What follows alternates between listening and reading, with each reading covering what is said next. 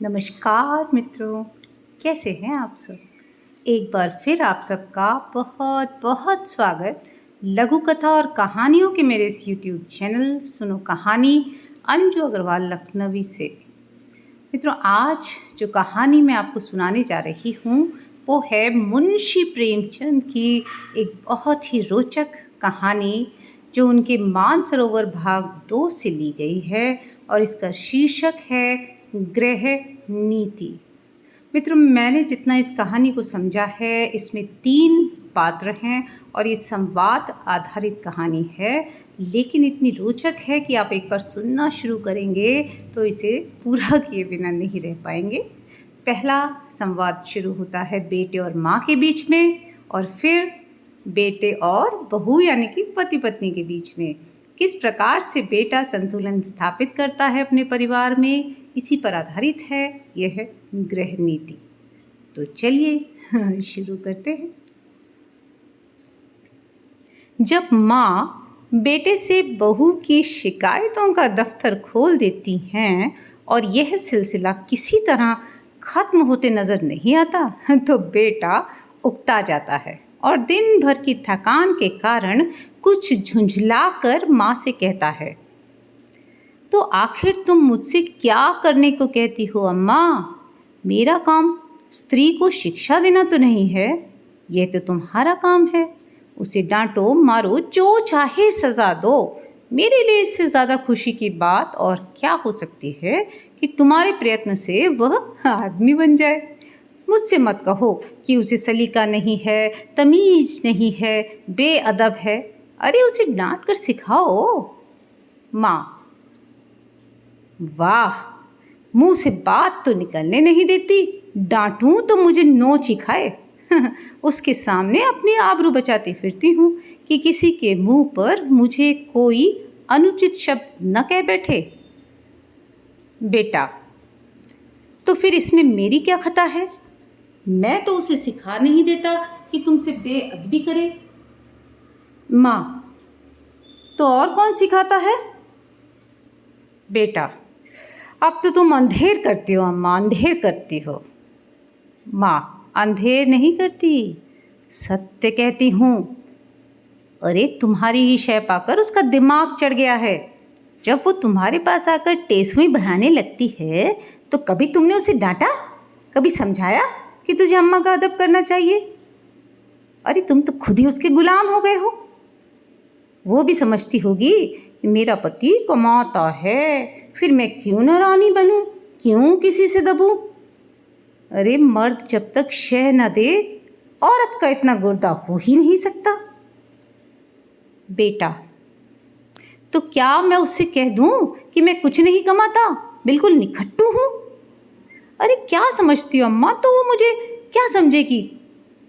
हर एक पुरुष चाहता है कि उसकी स्त्री उसे कमाऊ, योग्य, तेजस्वी समझे और सामान्यतः वो जितना है उससे बढ़कर अपने को दिखाता है। मैंने कभी नादानी नहीं की कि कभी स्त्री के सामने डींग नहीं मारी, लेकिन स्त्री की दृष्टि में अपना सम्मान खोना तो कोई भी न चाहेगा। माँ, तो तुम कान लगाकर, ध्यान देकर और मीठी मुस्कुराहट के साथ उसकी बातें सुनोगे तो वो क्यों ना शेर बनेगी? तुम खुद चाहते हो कि स्त्री के हाथों मेरा अपमान कराओ। मालूम नहीं मेरे किन पापों का तुम मुझे दंड दे रहे हो, किन किन अरमानों से कैसे कैसे कष्ट झेल कर मैंने तुमको पाला। खुद नहीं पहना तुम्हें पहनाया, खुद नहीं खाया तुम्हें खिलाया। मेरे लिए तो तुम उस मरने वाले की निशानी थे। तुम्हारी शिक्षा पर मैंने अपने हजारों के आभूषण होम कर दिए। विधवा के पास दूसरी कौन सी निधि थी, और इसका तुम मुझे यह पुरस्कार दे रहे हो? बेटा, मेरी समझ में नहीं आता अम्मा कि आप मुझसे चाहती क्या हैं। अरे आपके उपकारों को भला मैं कब मिटा सकता हूँ?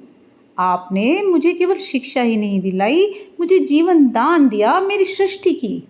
अरे अपने गहने ही होम नहीं किए, अपना रक्त तक पिलाया। मैं 100 अवतार ले लूँ तो भी इसका बदला नहीं चुका सकता। मैं अपनी जान में आपकी इच्छा के विरुद्ध कोई काम नहीं करता। यथासाध्य आपकी सेवा में कोई बात उठा नहीं रखता। जो कुछ कमाता हूँ लाकर आपके हाथों पर रख देता हूँ। और आप मुझसे क्या चाहती हैं और मैं कर ही क्या सकता हूँ? अब ईश्वर ने भी हमें, आपको और सारे संसार को पैदा किया है, तो उसके बदले हम उसे क्या देते हैं और क्या दे सकते हैं? अरे हम तो उसका नाम भी नहीं लेते, उसका यश भी नहीं गाते, पर इससे क्या उसके उपकारों का भार कुछ कम हो जाता है? माँ के बलिदानों का तो बदला कोई बेटा दे ही नहीं सकता, चाहे वो भूमंडल का स्वामी ही क्यों न बन जाए। ज़्यादा से ज़्यादा मैं आपकी दिलजोई ही तो कर सकता हूँ। और अम्मा, मुझे याद नहीं आता कि मैंने कभी आपको असंतुष्ट किया हो। माँ: अच्छा, तुम मेरी दिलजोई करते हो? अरे तुम्हारे घर में मैं इस तरह रहती हूँ जैसे कोई लौंडी। तुम्हारी बीवी कभी मेरी बात नहीं पूछती। अरे मैं भी कभी बहू थी, रात को घंटे भर सास की देह दबाकर, उसके सिर में तेल डालकर, उन्हें दूध पिलाकर तब बिस्तर पर जाती थी। पर तुम्हारी स्त्री तो 9 बजे अपनी किताबें लेकर अपनी सहनची में जा बैठती है और दोनों खिड़कियां खोल देती है, मज़े से हवा खाती है। मैं मरूं या जीऊं उससे मतलब नहीं। अरे इसीलिए मैंने पाला था। बेटा: तुमने मुझे पाला था तो ये सारी सेवा मुझसे लेनी चाहिए थी, मगर तुमने मुझसे कभी नहीं कहा। अरे मेरे अन्य मित्र भी तो हैं, मैंने तो नहीं देखा कि कोई अपनी माँ की देह में मुक्कियाँ लगाता हो या उनकी देह दबाता हो। आप मेरे कर्तव्य का भार मेरी स्त्री पर क्यों डालती हैं? यूँ अगर वो आपकी सेवा करे तो मुझसे ज़्यादा प्रसन्न और कोई ना होगा। मेरी आंखों में उसकी इज्जत दूनी हो जाएगी, शायद उससे और ज़्यादा प्रेम करने लगूं। लेकिन अगर वो आपकी सेवा नहीं करती तो आपको उससे अप्रसन्न होने का कोई कारण नहीं है। शायद उसकी जगह मैं होता तो मैं भी ऐसा ही करता। कुछ दिन पहले स्त्रियां पति के पांव दबाती थी, आज भी उस प्रथा का लोप नहीं हुआ है। लेकिन मेरी पत्नी मेरे पांव दबाए तो मुझे ग्लानि होगी। यह रस्म उस जमाने की यादगार है जब स्त्री पति की लौंडी समझी जाती थी। अब पत्नी और पति दोनों बराबर हैं, कम से कम मैं तो ऐसा ही समझता हूँ। माँ: तो मैं कहती हूँ कि तुम्ही ने उसे ऐसी ऐसी बातें पढ़ाकर शेर कर दिया है और तुम ही मुझसे बैर साध रहे हो। ऐसी निर्लज्ज, ऐसी बदजबान, ऐसी टर्री फुहड़ छोकरी संसार में ना होगी। घर में अक्सर मोहल्ले की बहनें मिलने आती रहती हैं और ये राजा की बेटी न जाने किन गंवारों में पली हैं कि किसी का आदर सत्कार नहीं करती। अरे कमरे से निकलती तक नहीं। कभी कभी जब वे खुद उसके कमरे में चली जाती हैं तो भी महारानी जी चारपाई से नहीं उठती, प्रणाम तक नहीं करती। अरे चरण छूना तो दूर की बात है। बेटा: अम्मा, ये देवियाँ तुमसे मिलने आती होंगी, तुम्हारी और उनके बीच में न जाने क्या बातें होती हैं। अगर बहू बीच में आ कूदे तो मैं उसे बदतमीज़ कहूँगा। कम से कम मैं तो कभी पसंद न करूँगा कि मैं जब अपने मित्रों से बात कर रहा हूँ तो तुम या तुम्हारी बहू वहाँ जाकर खड़ी हो जाए। स्त्री भी अपनी सहेलियों के साथ बैठी हो तो मैं वहाँ बिना बुलाए न जाऊँगा। ये तो आजकल का शिष्टाचार है। माँ: तुम तो बेटा हर बात में उसी का पक्ष करते हो, न जाने उसने कौन सी चढ़ी सुंघा दी है। अरे ये कौन कहता है कि वो हम लोगों के बीच में आ कूदे, लेकिन बड़ों का उसे कुछ तो आदर सत्कार करना चाहिए। बेटा: किस तरह? माँ: अरे जाकर आंचल से उनके चरण छुए, प्रणाम करे, पान खिलाए, पंखा जले। अरे इन्हीं बातों से तो बहू का आदर होता है, उसकी प्रशंसा करते हैं। नहीं तो सब की सब यही कहती होंगी कि बहू को घमंड हो गया है, किसी से सीधे मुंह बात नहीं करती। बेटा विचार करके, हाँ ये दोष अवश्य है, मैं उसे समझा दूंगा। माँ प्रसन्न होकर, तुमसे सच कहती हूँ बेटा, चारपाई से उठती तक नहीं है। सब औरतें थू थू करती हैं, मगर उसे तो शर्म जैसे छू ही नहीं गई, और एक मैं हूँ कि मारे शर्म के मरी जाती हूँ। बेटा अब यही मेरी समझ में नहीं आता अम्मा कि तुम हर बात में अपने को उसके कामों का जिम्मेदार क्यों समझ लेती हो। अरे मुझ पर दफ्तर में न जाने कितनी घुड़कियाँ पड़ती हैं, रोज ही तो जवाब तलब होता है, लेकिन तुम्हें उल्टे मेरे साथ सहानुभूति होती है। क्या तुम समझती हो कि अफसरों को मुझसे कोई बैर है जो अनायास ही मेरे पीछे पड़े रहते हैं, या उन्हें कोई उन्माद हो गया है जो अकारण ही मुझे काटने दौड़ते हैं? नहीं, इसका कारण ये है कि मैं अपने काम में चौकस नहीं हूँ, गलतियाँ करता हूँ, सुस्ती करता हूँ, लापरवाही करता हूँ। जहाँ अफसर सामने से हटा कि लगे समाचार पत्र पढ़ने या ताश खेलने, और ये साहब डांट ही तो बताएंगे, सिर झुकाकर सुन लेंगे, बाधा टल जाएगी। पर ताश खेलने का अवसर यही है, कौन परवाह करता है। अब तुम मुझे दोषी जानकर भी मेरा ही पक्ष लेती हो, और तुम्हारा बस चले तो बड़े बाबू को मुझसे जवाब तलब करने के अभियोग में काले पानी भेज दो। माँ खिलकर, अरे मेरे लड़के को कोई सज़ा देगा तो क्या मैं उसे पान फूल से पूजा करूँगी। बेटा वही अम्मा, हर एक बेटा अपनी माता से इसी तरह की कृपा की आशा रखता है, और सभी माताएं भी अपने लड़कों के ऐबों पर पर्दा डालती हैं। फिर बहुओं की ओर से क्यों उनका हृदय इतना कठोर हो जाता है, ये मेरी समझ में नहीं आता। तुम्हारी बहू पर जब दूसरी स्त्रियां चोट करें तो तुम्हारे मात्र स्नेह का यह धर्म है कि तुम उसकी तरफ से क्षमा मांगो, कोई बहाना कर दो, उनकी नज़रों से उसे उठाने की चेष्टा करो। इस तिरस्कार में तुम क्यों उनसे सहयोग करती हो? तुम्हें क्यों उसके अपमान में मज़ा आता है? मैं भी तो हर एक ब्राह्मण या हर बड़े बूढ़े का आदर सत्कार नहीं करता। मैं तो किसी ऐसे व्यक्ति के सामने सिर झुका ही नहीं सकता जिससे मुझे हार्दिक श्रद्धा ना हो। केवल सफ़ेद बाल, सिकड़ी हुई खाल, पोपला मुंह, झुकी हुई कमर किसी को आदर का पात्र नहीं बना सकती। मैं लकीर पीटू सम्मान को नैतिक अपराध समझता हूँ। मैं तो उसी का सम्मान करूँगा जो मनसा, वाचा, कर्मणा हर पहलू से सम्मान के योग्य है, जिसे मैं जानता हूँ कि मक्कारी, स्वार्थ साधन और निंदा के सिवा और कुछ नहीं करता, जिसे मैं जानता हूँ कि रिश्वत और सूद और खुशामद की कमाई खाता है। वो अगर ब्रह्मा की आयु लेकर भी मेरे सामने आए तो भी मैं उसे सलाम ना करूं। इसे तुम मेरा अहंकार कह सकती हो, लेकिन मैं मजबूर हूँ, जब तक मेरा दिल न झुके मेरा सिर भी न झुकेगा। और अम्मा, मुमकिन है तुम्हारी बहू के मन में भी उन देवियों की ओर से अश्रद्धा के भाव हों। अब उनमें से दो चार को तो मैं भी जानता हूँ, हैं वे सब बड़े घर की, लेकिन सबके दिल छोटे, विचार छोटे। कोई निंदा की पुतली है तो कोई खुशामद की, कोई गाली गलौज में अनुपम, सभी रीढ़ियों की गुलाम, ईर्ष्या द्वेष से जलने वाली एक भी ऐसी नहीं जिसने अपने घर को नरक का नमूना न बना रखा हो। अगर तुम्हारी बहू ऐसी औरतों के सामने सर नहीं झुकाती तो मैं उसे दोषी नहीं समझता। माँ, अच्छा अब तुम चुप रहो बेटा, देख लेना तुम्हारी रानी जी एक दिन तुमसे चूल्हा न जलवाएं और झाड़ू न लगवाएं तो सही।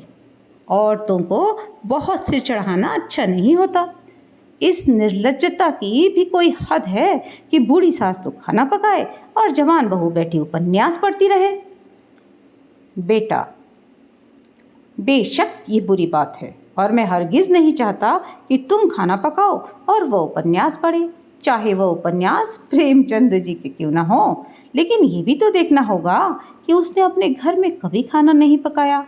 वहाँ रसोइया महाराज हैं, और जब चूल्हे के सामने जाने से उसके सिर में दर्द होने लगता है तो उसे खाना पकाने के लिए मजबूर करना उस पर अत्याचार करना है। मैं तो समझता हूँ ज्यों ज्यों हमारे घर की दशा का उसे ज्ञान होगा, उसके व्यवहार में आप ही आप इस्तिका होती जाएगी।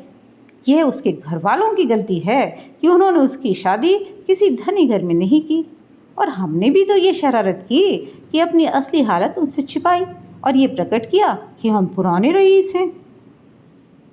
अब हम किस मुंह से ये कह सकते हैं कि तू खाना पका या बर्तन मांज या झाड़ू लगा? अरे हमने उन लोगों के साथ छल किया है और उसका फल हमें चखना पड़ेगा। अब तो हमारी कुशल इसी में है कि अपनी दुर्दशा को नम्रता, विनय और सहानुभूति से ढांकें और उसे अपने दिल को यह तसल्ली देने का अवसर दे कि बलबला से धन नहीं मिला, चलो घर के आदमी तो अच्छे मिले। अगर यह तसल्ली भी हमने उससे छीन ली तो तुम ही सोचो अम्मा, उसको कितनी विदारक वेदना होगी। शायद वो हम लोगों की सूरत से भी घृणा करने लगे। माँ, उसके घर वालों को 100 दफ़े गरज थी, तब हमारे यहाँ ब्याह किया। हम कुछ उनसे भीख मांगने गए थे? बेटा, उनको अगर लड़के की गरज थी तो हमें भी तो धन और कन्या दोनों की गरज थी। माँ, अरे यहाँ तो बड़े बड़े रईस हमसे नाता करने को मुंह फैलाए बैठे हुए थे। बेटा, इसीलिए ना कि हमने रईसों का स्वांग बना रखा। घर की असली हालत खुल जाए तो कोई बात भी न पूछे। माँ, अरे तो तुम्हारी ससुराल वाले ऐसे कहाँ के रईस हैं? इधर जरा वकालत चल गई तो रईस हो गए, नहीं तो तुम्हारे ससुर के बाप मेरे सामने चपरासीगिरी करते थे। और लड़की का दिमाग ये कि खाना पकाने से सिर में दर्द होता है। अच्छे अच्छे घरों की लड़कियां गरीबों के घर आती हैं और घर की हालत देखकर वैसा ही बर्ताव करती हैं, ये नहीं कि बैठी अपने भाग्य को कोसा करे। अरे इस छोकरी ने हमारे घर को अपना समझा ही नहीं। बेटा, जब तुम समझने दो तब तो समझे। अरे जिस घर में घुड़कियाँ, गालियाँ और कटुता के सिवाय कुछ न मिले, उसे अपना घर कौन समझे? घर तो वह है जहाँ स्नेह और प्यार मिले। कोई लड़की डोली से उतरते ही सास को अपनी माँ नहीं समझ सकती। माँ तभी समझेगी जब सास पहले उसके साथ माँ का सा बर्ताव करे, बल्कि अपनी लड़की से ज़्यादा प्रिय समझे। माँ, अच्छा अच्छा आप चुप रहो, जी न चलाओ। ये ज़माना ही ऐसा है कि लड़कों ने स्त्री का मुंह देखा और उसके गुलाम हुए। ये सब न जाने कौन सा मंत्र सीख कर आती हैं। बताओ, ये बहू बेटी के लक्षण है कि पहर दिन चढ़े सोकर उठे? अरे ऐसी कुलच्छनी बहू का तो मुंह न देखे। बेटा, मैं भी तो देर से सोकर उठता हूँ अम्मा, मुझे तो तुमने कभी नहीं कोसा। माँ, तुम हर बात में उससे अपनी बराबरी क्यों करते हो? बेटा, यह उसके साथ घोर अन्याय है, क्योंकि जब तक वह इस घर को अपना नहीं समझती तब तक उसकी हैसियत मेहमान की है, और मेहमान की हम खातिर करते हैं, उसके ऐब नहीं देखते। माँ, ईश्वर न करे कि किसी को ऐसी बहू मिले। बेटा, तो वह तुम्हारे घर रह चुकी। माँ, क्या संसार में औरतों की कमी है? बेटा, औरतों की कमी तो नहीं, मगर देवियों की कमी ज़रूर है। माँ, नौ जैसी औरत अरे सोने लगती है तो बच्चा चाहे रोते रोते बेदम हो जाए, मिनकती तक नहीं। फूल सा बच्चा लेकर मैके गई थी, 3 महीने में लौटी तो बच्चा आधा भी नहीं है। बेटा, तो क्या मैं यह मान लूँ कि तुम्हें उसके लड़के से जितना प्रेम है उतना उसे नहीं है? यह तो प्रकृति के नियम के विरुद्ध है। और मान लो कि वो निर्मोही है तो ये उसका दोष है। तुम क्यों उसकी जिम्मेदारी अपने सिर लेती हो? उसे पूरी स्वतंत्रता है, जैसे चाहे अपने बच्चे को पाले। अगर वो तुमसे कोई सलाह पूछे तो प्रसन्न मुख दे दो, ना पूछे तो समझ लो कि उसे तुम्हारी मदद की ज़रूरत नहीं है। सभी माताएं अपने बच्चे को प्यार करती हैं और ये अपवाद तो नहीं हो सकती। माँ, तो मैं सब कुछ देखूं, मुंह न खोलूं, घर में आग लगते देखूं और चुपचाप मुंह में कालिख लगाए पड़ी रहूं? बेटा, देखो अम्मा, उसे इस घर में तुमसे ज़्यादा दिन रहना है। घर की हानि लाभ की चिंता जितनी उसे हो सकती है तुम्हें नहीं हो सकती। फिर मैं कर ही क्या सकता हूँ? ज़्यादा से ज़्यादा उसे डांट बता सकता हूँ, लेकिन वो डांट की परवाह ना करे और तुर्की बेतुर्की जवाब दे तो मेरे पास ऐसा कौन सा साधन है जिससे मैं उसे ताड़ना दे सकूं? माँ, तुम 2 दिन न बोलो तो देवता सीधे हो जाएं, सामने नाक रगड़े। बेटा, मुझे इसका विश्वास नहीं है अम्मा। मैं उससे न बोलूँगा तो वो भी मुझसे न बोलेगी, और ज़्यादा पीछे पड़ूँगा तो अपने घर चली जाएगी। माँ, ईश्वर वो दिन लाए मैं तुम्हारे लिए नई बहू लाऊं। बेटा कुछ कहना चाहता है, सहसा बहू आकर खड़ी हो जाती है। माँ और बेटा दोनों स्तंभित हो जाते हैं, मानो कोई बम का गोला आ गिरा हो। रूपवती, नाजुक मिजाज, गर्वीली रमणी है जो मानो शासन करने के लिए ही बनी है।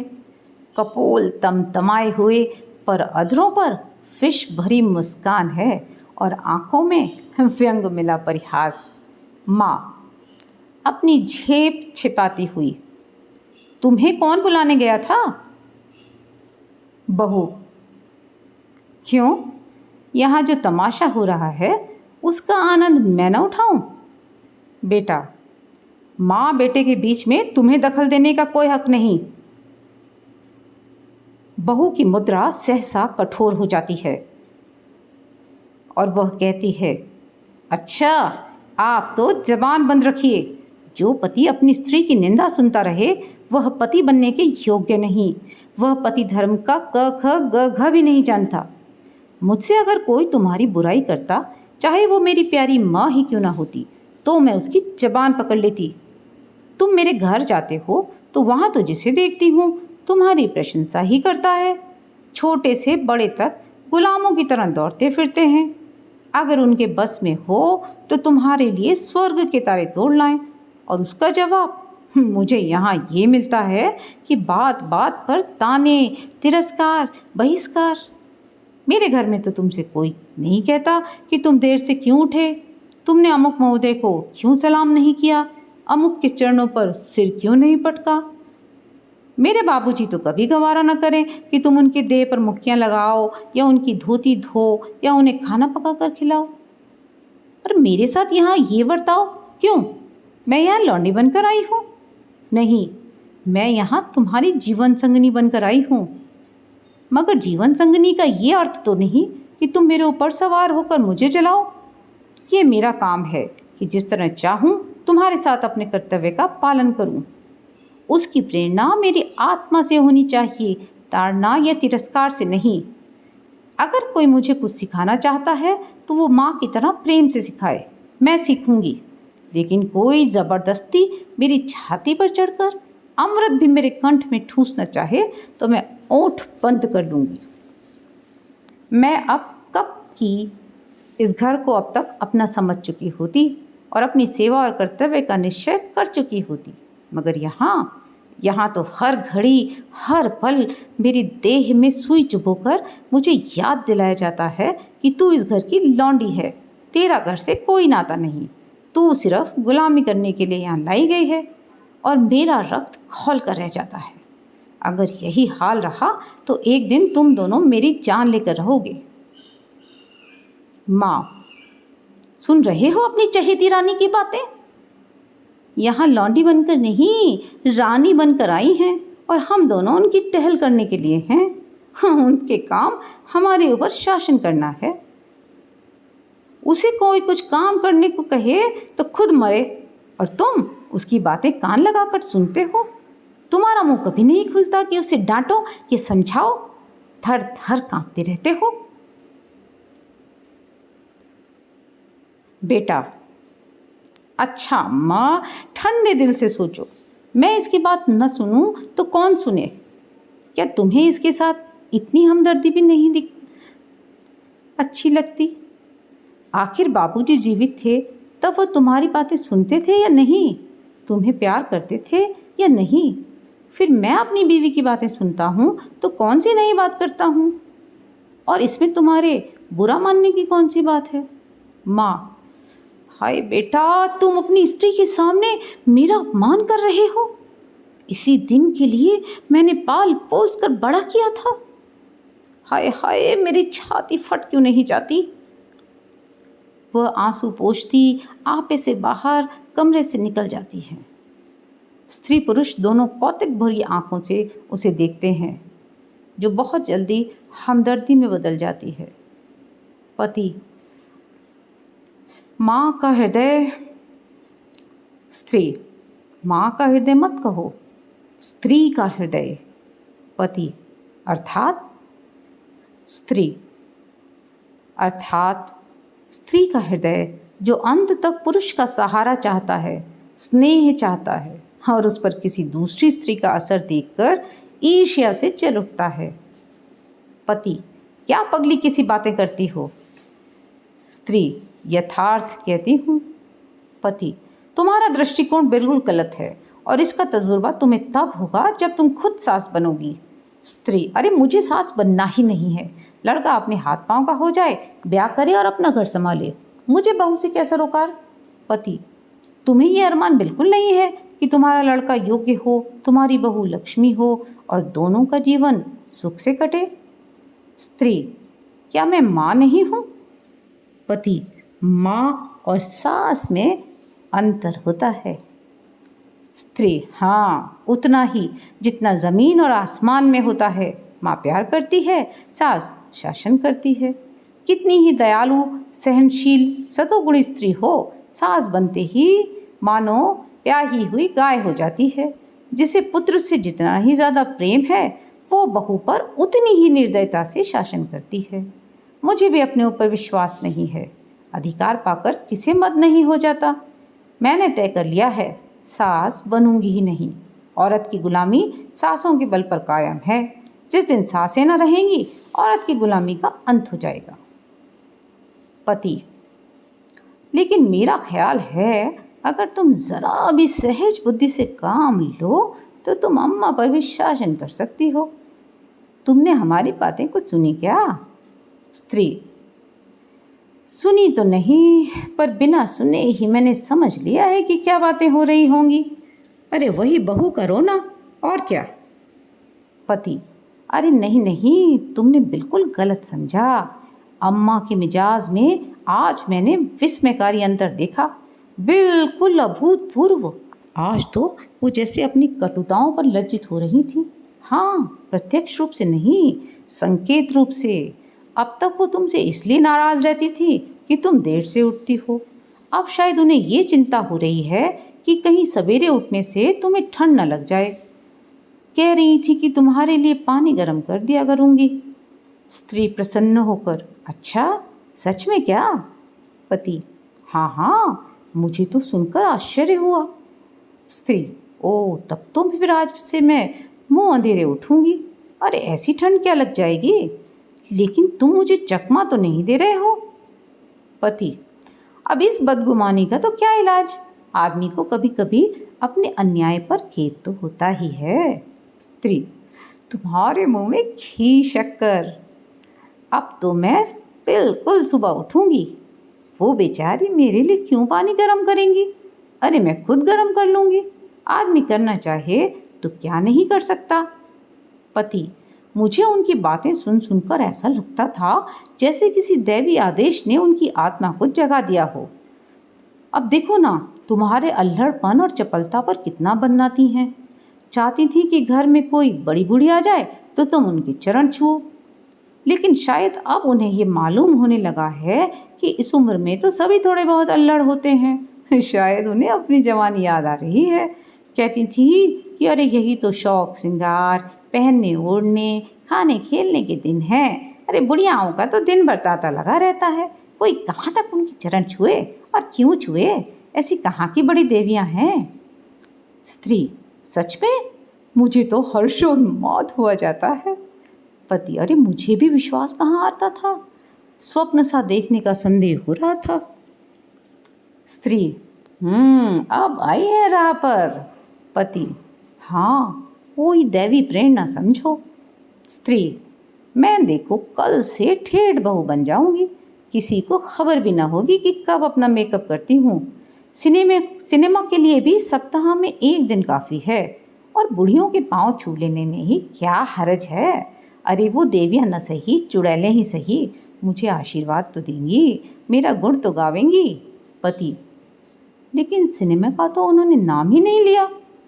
स्त्री, तुम्हें जो इसका शौक है, पर अब तुम्हें भी न जाने दूंगी। पति, लेकिन सोचो, तुमने कितनी ऊंची शिक्षा पाई है, किस कुल की हो। इन घुसट बुढ़ियों के पाँव पर सिर रखना तुम्हें बिल्कुल शोभा न देगा। स्त्री, तो क्या ऊंची शिक्षा के यह मानी है कि हम दूसरों को नीचा समझें? बुढ़े कितने मूर्ख हों, लेकिन दुनिया का तजुर्बा तो रखते हैं।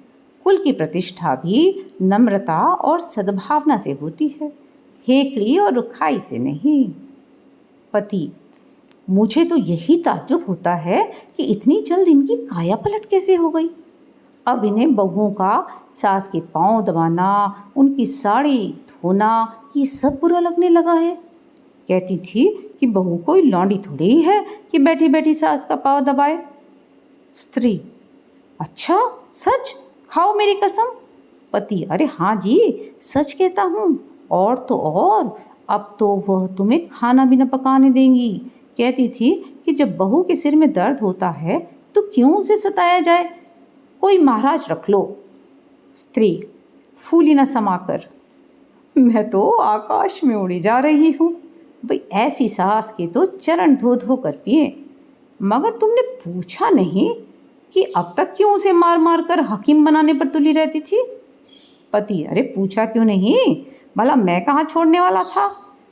तो बोली कि अब मैं अच्छी हो गई, मैंने हमेशा खाना पकाया है, फिर वो क्यों ना पकाए। लेकिन अब उनकी समझ में आया कि वो तो निर्धन बाप की बेटी थी और तुम संपन्न कुल की कन्या हो। स्त्री, अम्मा जी का दिल कितना साफ है, इन्हें मैं क्षमा के योग्य समझती हूँ। जिस जलवायु में हम पलते हैं उसे एक बार की नहीं बदल सकते। जिन रूढ़ियों और परंपराओं में उनका जीवन बीता है, उन्हें तुरंत त्याग देना उनके लिए कठिन है। वह क्यों, कोई भी नहीं छोड़ सकता। वह तो फिर भी बहुत उदार हैं। तुम अभी महाराज मत रखो, जब तरक्की हो जाए तो महाराज रख लेना। अभी मैं खुद पका लिया करूँगी, 3-4 प्राणियों का खाना ही क्या। अरे मेरी जात से कुछ तो अम्मा को आराम मिले। मैं जानती हूँ सब कुछ, लेकिन कोई रौब जमाना चाहे तो मुझसे बुरा कोई नहीं। स्त्री, पति, मगर यह तो मुझे बुरा लगेगा कि तुम रात को अम्मा के पांव दबाने बैठो। स्त्री, इसमें बुरा लगने की कौन सी बात है। अरे जब उन्हें मेरा इतना ख्याल है तो मुझे भी तो उनका लिहाज करना चाहिए। जिस दिन मैं उनके पांव दबाने बैठूंगी वो मुझ पर प्राण देने लगेंगी। आखिर बहू बेटे का कुछ सुख उन्हें भी तो हो। बड़ों की सेवा करने में हेठी नहीं होती। बुरा जब लगता है जब वो शासन करते हैं। और देखना, अम्मा मुझसे पांव दबाएंगी थोड़े ही, मुफ्त का यश मिल जाएगा। पति, अरे अब तो अम्मा को तुम्हारी फजूल खर्ची भी बुरी नहीं लगती। कह रही थी कि रुपए पैसे बहू के हाथ में दे दिया करो। स्त्री, अच्छा, चिढ़कर तो नहीं कह रही थी। पति, नहीं नहीं, प्रेम से कह रही थी। उन्हें तो अब भय हो रहा था कि उनके हाथ में पैसे रहने से तुम्हें असुविधा होती होगी। तुम बार बार उनसे मांगती लजाती होगी और डरती भी होगी, और तुम्हें अपनी ज़रूरतों को रोकना पड़ता होगा। स्त्री, अरे ना भैया ना, मैं ये जंजाल अपने सिर न लूँगी। तुम्हारी थोड़ी सी आमदनी है, कहीं जल्दी से खर्च हो जाए तो महीना काटना मुश्किल हो जाए। थोड़े में निर्वाह करने की विद्या तो उन्हीं को आती है। और फिर मेरी ऐसी ज़रूरतें ही क्या हैं। मैं तो केवल अम्मा जी को चिढ़ाने के लिए ही उनसे बार बार रुपए मांगती थी। मेरे पास तो खुद ही 100-50 रुपये पड़े रहते हैं। बाबूजी का पत्र आता है तो उसमें 10-20 के नोट ज़रूर होते हैं, लेकिन अब मुझे हाथ रोकना पड़ेगा। आखिर बाबूजी कब तक देते चले जाएंगे, और ये कौन सी अच्छी बात है कि मैं हमेशा उन पर टैक्स लगाती रहूं। पति, देख लेना अम्मा अब तुम्हें कितना प्यार करती हैं। स्त्री, तुम भी देख लेना मैं उनकी कितनी सेवा करती हूँ। पति, मगर शुरू तो उन्होंने किया। स्त्री, केवल विचार से किया, व्यवहार से तो आरंभ मेरी ही ओर से होगा। भोजन पकाने का समय आ गया है, अब चलती हूँ। आज कोई ख़ास चीज़ तो नहीं खाओगे? पति: तुम्हारे हाथों की सूखी रोटियां भी पकवान का मज़ा देंगी। ओहो, अच्छा अच्छा, अब तुम नटखटी करने लगे। तो दोस्तों, ये थी मुंशी प्रेमचंद की कहानी ग्रह नीति। आशा करती हूँ आपको अच्छी लगी होगी। कैसी लगी मुझे कमेंट करके ज़रूर बताइए।